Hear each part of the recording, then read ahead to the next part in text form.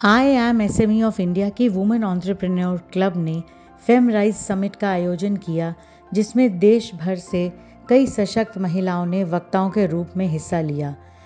इस कार्यक्रम का उद्देश्य था महिलाओं को ये बताना कि वह किस तरह से आत्मनिर्भर होकर अपने पैरों पर खड़े हो सकती हैं।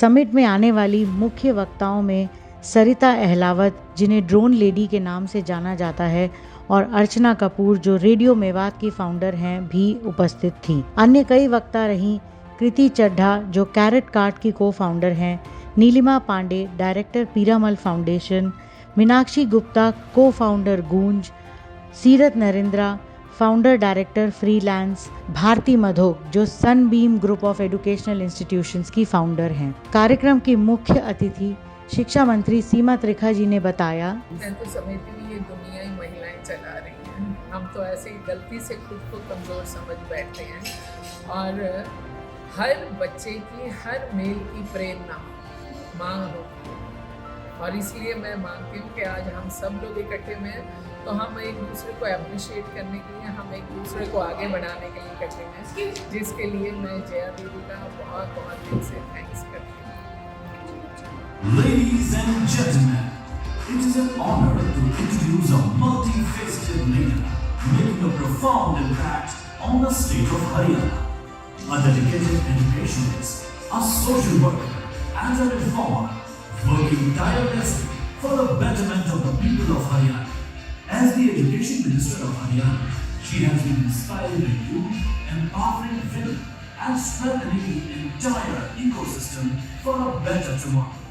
Honoring her enduring impact on women empowerment since 15 years journey.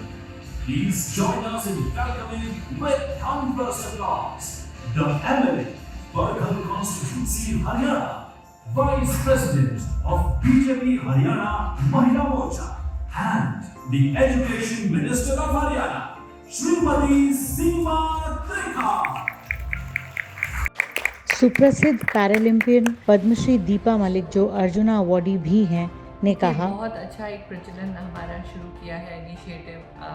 आदरणीय नरेंद्र मोदी जी ने कहा है कि accessible India campaign. Now this is a campaign जो भारत को सुगम्य बनाने के लिए तैनात है, और साथ ही अब हम किसी को अपंग नहीं कहते, अब हम उन्हें दिव्यांग कहते हैं। तो अर्थ यही है कि let us look at the abilities beyond disabilities, and it becomes responsibility of every citizen to create opportunities. 15% of the world population is suffering with some disability or the other, and disability is something that can happen to anybody at any point of their life. तो कहने का अर्थ ये है कि जब हमें अपना infrastructure, अपनी पॉलिसीज़ और अपनी अपॉर्चुनिटीज़ को इंक्लूसिव रखना होगा, क्योंकि हम किसी को पीछे नहीं छोड़ सकते। तो मैं यही कहूँगी कि अगर फाइनेंशियली भी देखा जाए, इकोनॉमिकली भी देखा जाए, जब हम 15% लोगों को पार्ट ही नहीं देते, तो हम उतने ट्रिलियन इकोनॉमी को सफ़र कराते हैं।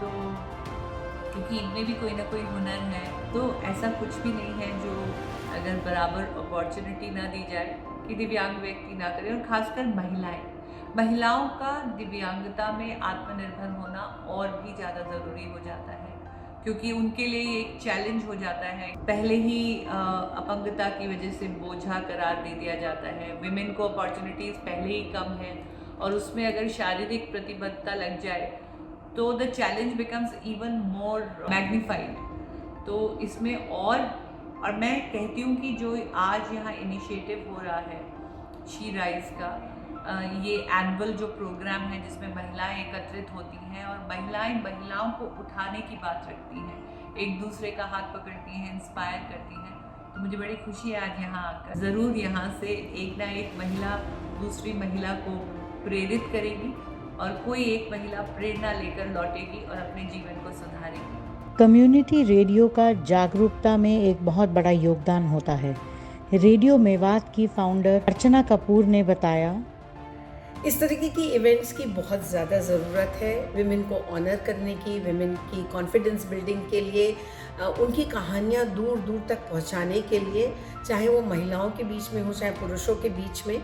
लेकिन अगर हम देखें तो आज भी अगर औसत देखें तो केवल 5.9% महिलाओं के स्टार्टअप्स के बारे में हमको पता है। जो 40% जीडीपी है उसमें केवल 17% महिलाओं का कंट्रीब्यूशन है।